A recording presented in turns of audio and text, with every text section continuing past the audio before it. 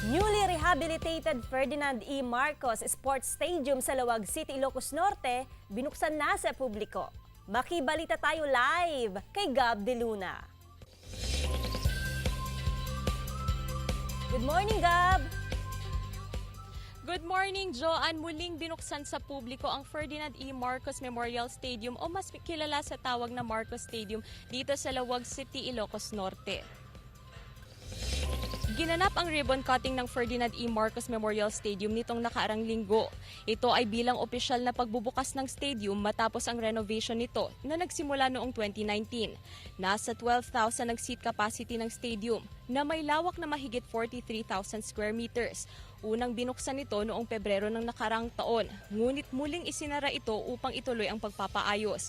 Kabilang ang stadium sa Big 3 projects dito sa probinsya, kasama ang Provincial Capital Expansion at Dapayan Center. Ito rin ang naunang natapos sa 3 proyekto.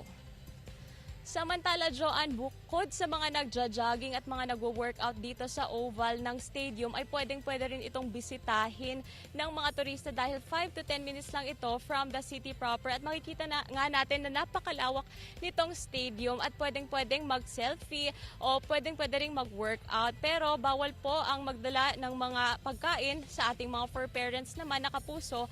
Bawal ang magdala ng mga aso at pusa o mga alagang hayop at bawal din yung nakachinelas sa oval at bawal muna yung mga naka-heels o mga naka-sandals at siguraduhin nating soft yung rubber ng rubber shoes dito sa ating oval at bawal muna yung mga naglalaro sa ating football area. So from 5 a.m. Joanne to 8 p.m. ay nakabukas itong stadium at may mga nakabantay na mga security guards at the same time mga tanod at the same time naka-open din yung mga LED lights, naglalakas ang LED lights para sa ganun seguridad ng mga pupunta dito. So safe at nakaka-motivate na maging fit ulit this holiday season.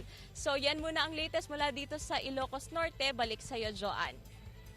Maraming salamat, Gab De Luna.